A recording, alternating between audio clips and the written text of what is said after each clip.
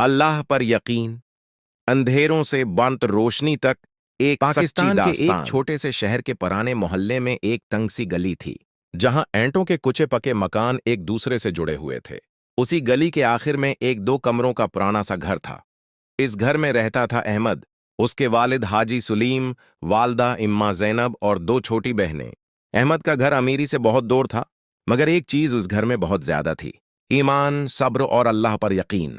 حاجی سلیم ایک فیکٹری میں معمولی مزدور تھے۔ دن بھر مشقت کے بعد جو تھوڑی سی اجرت ملتی، وہی گھر کا واحد سہارا تھی۔ اماں زینب گھریلو خاتون تھیں، مگر دل کی بہت مضبوط تھیں۔ وہ اکثر احمد سے کہا کرتے: بیٹا، رزق کم یا زیادہ ہونا اللہ کے ہاتھ میں ہے، مگر اللہ پر یقین کبھی کم نہ ہونے دینا۔ احمد بچپن سے ہی ذہین تھا۔ اسکول کے اساتذہ بھی اس کی تعریف کرتے۔ اس کا خواب تھا کہ وہ بڑا ہو کر کچھ ایسا بنے کہ اس کے والد کو مزدوری نہ کرنی پڑے اور اس کی ماں کو کبھی فکر نہ ہو۔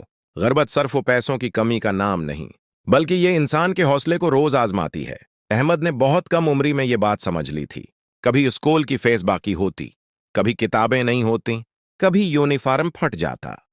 کئی بار ایسا ہوا کہ احمد نے پرانا بستہ ہی کئی سال استعمال کیا، مگر وہ کبھی شکوہ نہیں کرتا تھا۔ ایک دن اسکول میں ایک استاد نے سوال پوچھا: احمد، تم بڑے ہو کر کیا بننا چاہتے ہو؟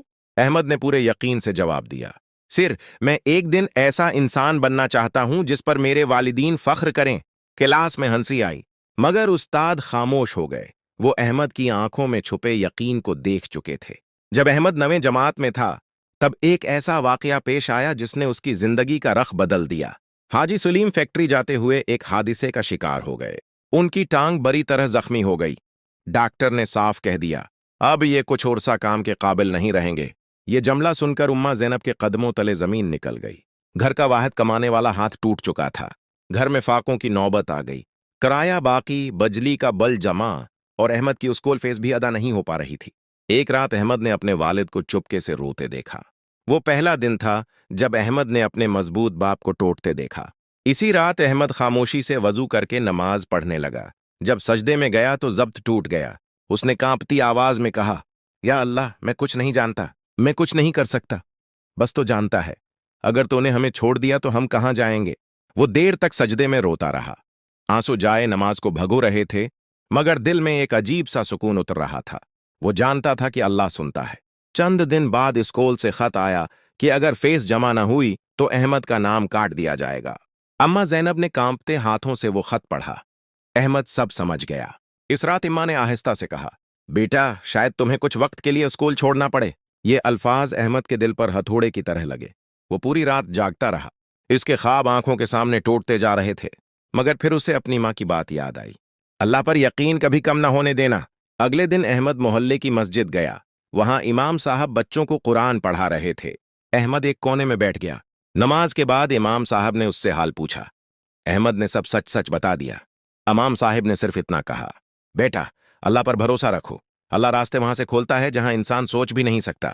یہ جملہ احمد کے دل میں اتر گیا۔ کچھ دن بعد محلے میں اعلان ہوا کہ ایک فلاحی تنظیم مستحق بچوں کی مدد کر رہی ہے۔ امام صاحب نے احمد کا نام بھیج دیا تھا۔ احمد کو یقین نہیں آ رہا تھا۔ اس نے سوچا، اتنے بچوں میں میرا نام کیسے آ سکتا ہے؟ مگر چند دن بعد اسے بلایا گیا۔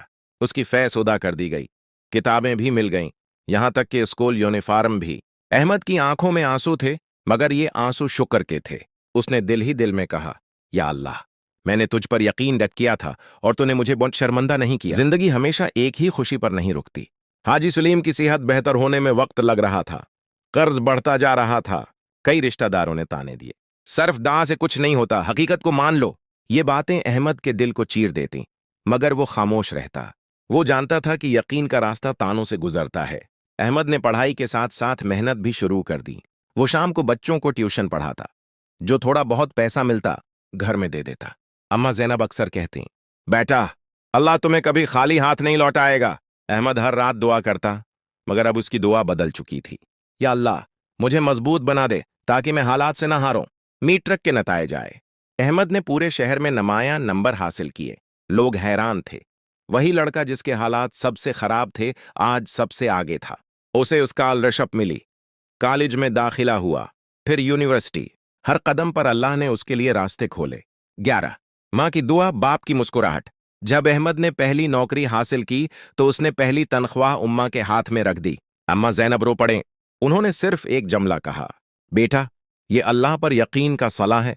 हाजी सलीम, जो कभी खुद को बोझ समझने लगे थे, आज फख्र से अहमद को देख रहे थे।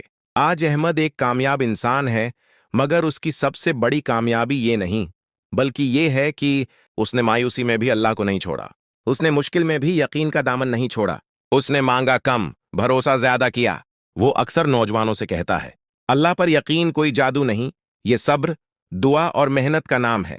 ये कहानी हमें सिखाती है कि अल्लाह की मदद देर से आती है, मगर गलत नहीं आती। आनिसो, अगर सजदे में बहें तो कभी रायगा नहीं जाते। जो अल्लाह पर छोड़ देता है, अल्लाह उसे कभी खाली नहीं छोड़ता। जब इंसान का यकीन मजबूत हो तो हालात खुद झुक जाते हैं।